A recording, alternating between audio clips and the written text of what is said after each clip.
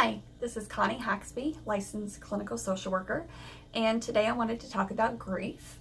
There are 5 stages of grief. The first stage is what we call denial or shock.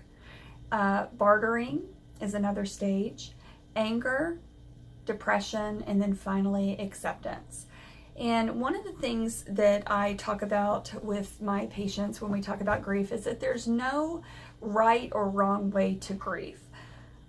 So when you're experiencing any kind of grief that comes with any sort of loss in your life, what you have to understand is that it's not this pretty wrapped up picture of, well, for a couple of weeks I'm going to be in shock and disbelief, and after that I'm going to hit the bartering stage, and then after that I'm going to be angry for a while, and then depression is going to get hit, and then finally I'm going to feel acceptance about the situation.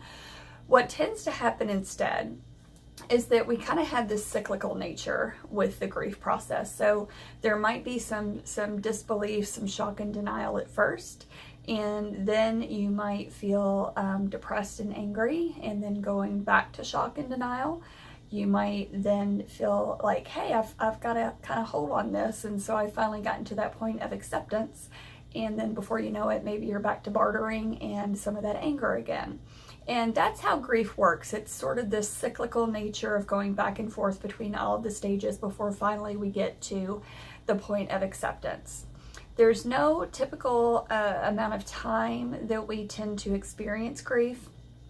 I can say that if we have longer than a 2-year period of any of those experiences with grief, then that's what we call complicated grief. And that's when you might need to get a little bit more grief support and grief therapy specifically for whatever that loss was, because typically the grieving process should not last longer than a couple of years.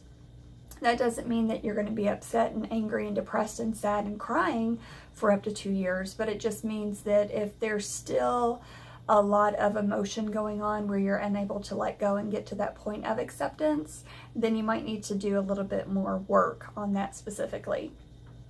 In saying that, I think it's also important to point out that grief and loss doesn't just come when we lose someone due to death. And it doesn't just come when we lose, someone to a breakup of a relationship or a loss of a friendship either. Loss and grief relates to any type of situation which there's been some good amount of change.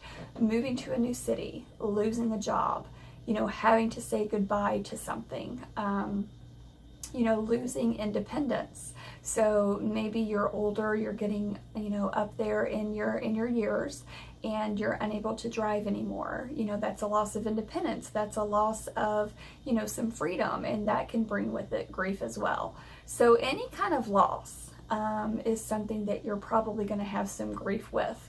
Again, it doesn't mean that you're necessarily going to move through all those stages, and it doesn't mean that there's any sort of specific way that that's going to happen for you. You may not even hit all the stages. Maybe right off the bat, hey, this is something that I'm going to have to deal with, and so depression never happens, or anger never happens, or bartering never happens. But getting to the point of acceptance is what we need to look for when we're talking about grief. So keep that in mind. One more thing that I want to say about grief, going back to, there's no wrong or right way to do it. Sometimes I'll have folks that come in and they'll talk about, the loss of someone due to death. And I'll hear, well, I never cried, since this person's funeral, therefore I must be stuck in some sort of grief.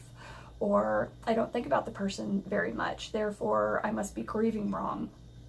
Again, there's no right or wrong way to do it. We don't talk about death or dying in, I think specifically America.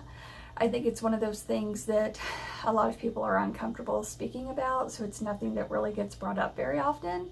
When we start talking about, well, what would I want for my funeral, and what would I want for my arrangements, and let's talk about living wills, and what my expectations are. A lot of people will go, that's morbid. I don't want to talk about that. I don't want to think about it. Let's just not go there.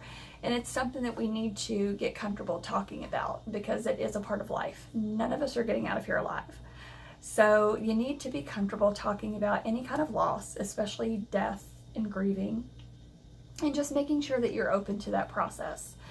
One more thing about one of the stages of grief, the barterings, because I do have people who are kind of like, well, bartering, what does that mean? What are you talking about? So a couple of examples of that would be, if someone is, in some sort of terminal stages of illness and it's looking pretty bleak and detrimental for that person, we might barter with our higher power. If you would just make this person well again, I promise to be a good Christian. Give me whatever that illness is instead of my child. I'll take on whatever that illness is and that burden is for that person. So that could be bartering. If we're talking about a relationship, it could be, if you just stay with me, then I will be the best boyfriend or girlfriend or wife or husband or partner or whoever. From now on, I'll do my best, to be whatever it is that you want me to be. That would be bartering as well. And it's just kind of a way to lessen the blow and lessen the hurt that comes with grief. So keep all of this in mind whenever you have any sort of a loss going on in your life. It doesn't just have to be about death, and it doesn't just have to be about the loss of a person. These stages aren't pretty. They just kind of come and go. Again, you might feel something one day, something completely different the next. Again, if you're crying about something, due to a loss 5 years from now, again, it doesn't mean that you never went through that grieving process. That just means that you miss that person, and that's completely okay. If you have questions about it, though, speak to your therapist, and, maybe they can guide you through some of the issues that you're having. What I tell a lot of folks is, maybe you need to journal about this if you don't feel comfortable talking to someone.